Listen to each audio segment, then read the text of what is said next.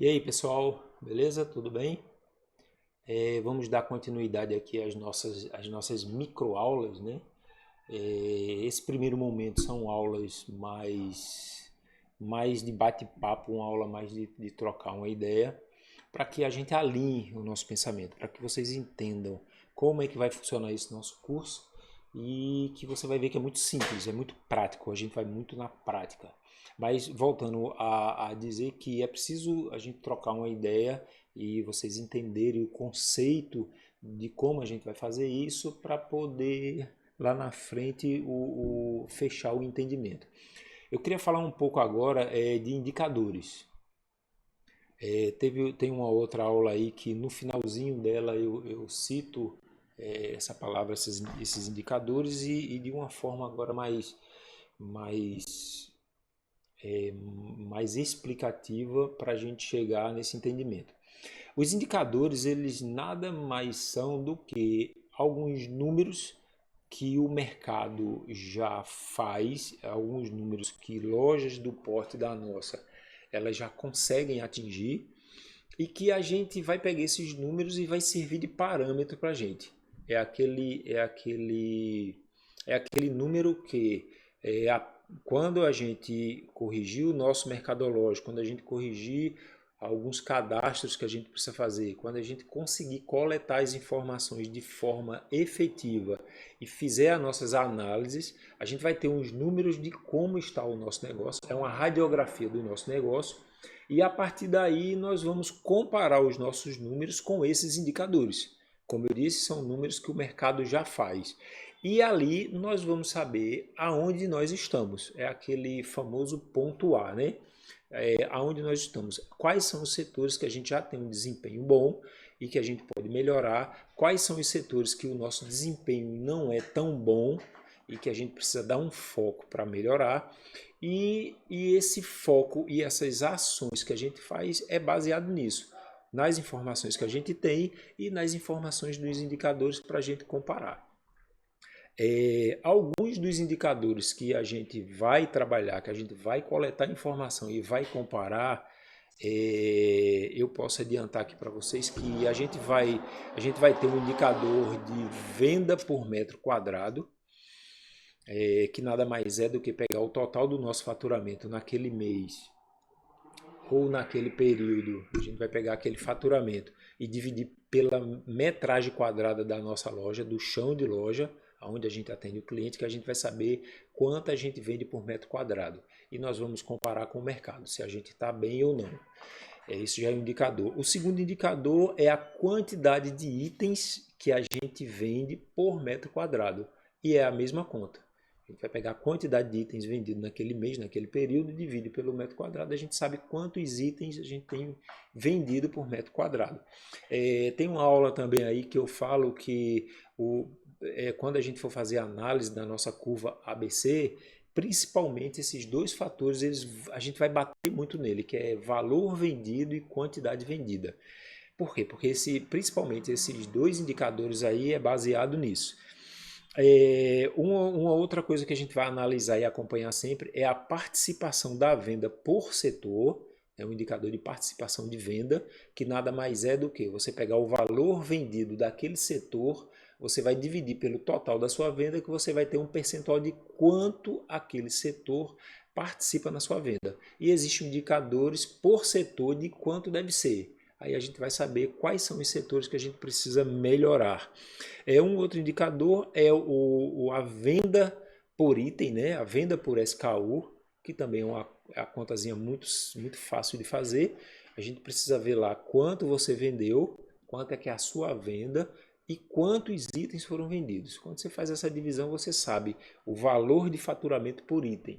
E tem um indicador lá também que a gente compara para ver onde a gente está. Um outro indicador é uma relação que eu gosto sempre de comparar, e isso dá um norte muito bom para melhorar alguns processos, que é quantidade de itens vendidos versus quantidade de itens que nós temos em estoque.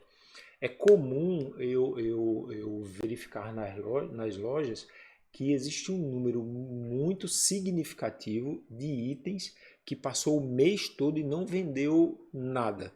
E isso é preocupante, porque, como eu falei, a loja, o espaço físico da loja é limitado e cada centímetro de espaço que a gente tem, ele tem que vender. Então, assim, se a gente tem lá uma quantidade X de item que passa o mês todo e não vende nada, é preciso a gente analisar quais são esses itens, se esse estoque está correto, né? Se esse item realmente não vende, para que a gente tire ele de lá e substitua por item que venda. Normalmente, ou o estoque está errado, o sistema informa um estoque que não tem, então não vai vender, ou existe uma precificação errada, por algum motivo, aí não vai vender, ou então a exposição do produto não está sendo feita de forma adequada, também não vai vender. Quando a gente analisa e a gente resolve isso aí, o produto começa a girar. E se ele não vender, a gente substitui. É muito importante esse parâmetro.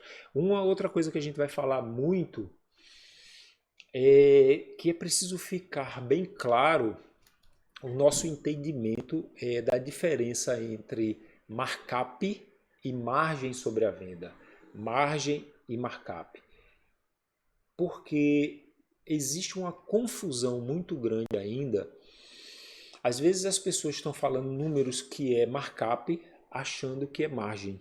E a gente precisa deixar claro esse entendimento para a gente saber qual é a hora que a gente vai usar o markup e qual é a hora que a gente vai usar a margem. Como é que a gente vai fazer uma análise com o número de markup e qual é a hora que a gente vai usar, vai fazer uma análise com o número de margem, margem sobre venda ou markdown. Isso também vai ter uma aulinha aqui prática, a gente vai fazer umas contas para que isso fique muito claro e você não confunda. Aí você vai começar a entender algumas coisas que na sua cabeça não batia antes, né? Se você não tem ainda claro isso na sua cabeça, margem e markup. Um outro indicador que a gente vai bater muito em cima é a relação compra e venda, né? Existe um mito no nosso mercado, no nosso negócio, que a nossa compra ideal ela deve ser 70% da nossa venda. E não é bem assim, né? Esse número ele não é linear. Esse número depende de alguns fatores, depende de alguns indicadores, depende de alguns resultados.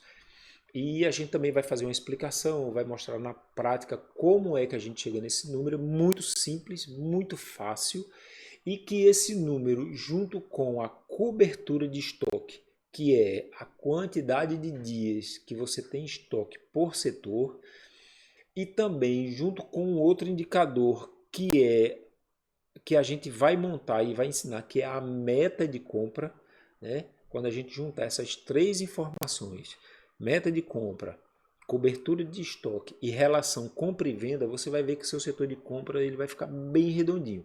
Se você seguir as orientações e principalmente prestar atenção nos seus números, você vai ficar mais tranquilo com relação às suas compras. Para não deixar dar ruptura naqueles itens que não pode faltar dentro da tua loja e também não comprar demais para não ter problema no seu fluxo de caixa.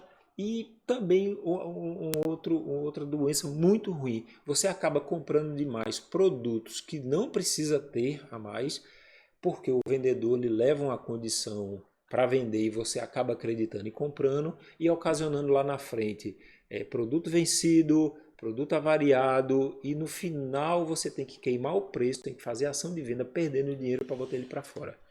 Então, basicamente, assim, eu falei aqui de 8, 9 indicadores que a gente vai trabalhar forte, tudo de forma muito simples, muito prática, sem muito blá blá blá e que vai ter um entendimento assim muito claro.